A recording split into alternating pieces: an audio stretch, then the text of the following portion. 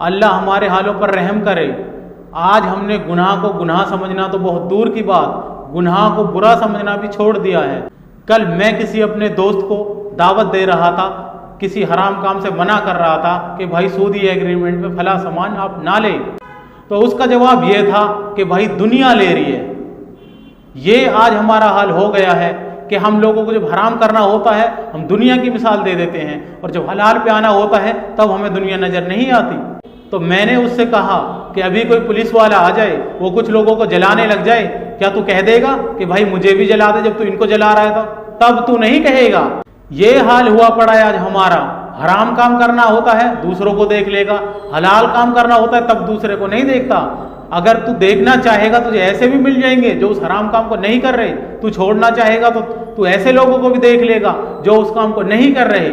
लेकिन अगर हमें हराम करना होगा तब तो हम लोगों को देख लेंगे, और लेकिन हलाल करना पड़ गया तब नहीं देखेंगे लोगों को, तब हम अपने नफ्स को देखेंगे कि ये काम मुझे नहीं करना।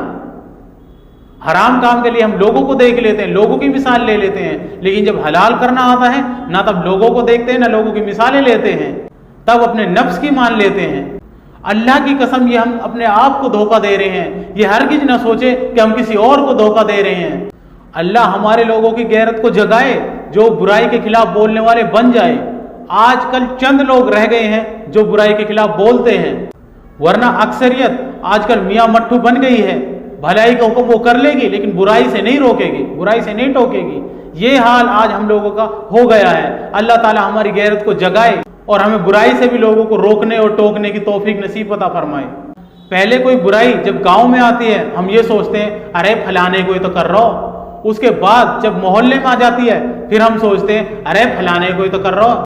उसके बाद जब मोहल्ले की गली में आ जाती है तब भी हम यही सोचते हैं अरे फलाने को ही तो कर रहा हो। लेकिन जब घर में करने लग जाता है तब हमारी भट्टा सी आंख खुलती है, तब हमें पता लगता है कि जिनके बेटे वो गांव के बिगड़ रहे थे उनके माँ बाप पर क्या बीत रही होगी।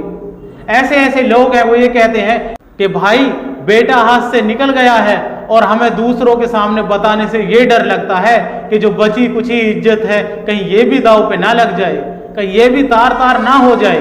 आजकल गांव गांव में नशेड़ियों की, जुआरियों की, शराबियों की तादाद बढ़ती ही जा रही है। अगर कोई जुआरी, शराबी या नशेड़ी मेरी ये बात सुन रहा हो तो मैं उससे कहना चाहूँगा, क्या तुम ये पसंद करोगे कि तुम्हारा बेटा शराबी बने, जुआरी बने या फिर नशेड़ी बने?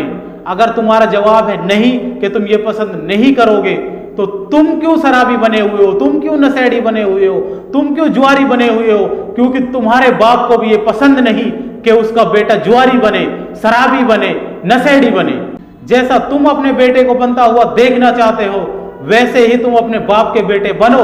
अल्लाह हमारे नौजवानों की हिफाजत फरमाए और उन्हें सही समझ अता फरमाए।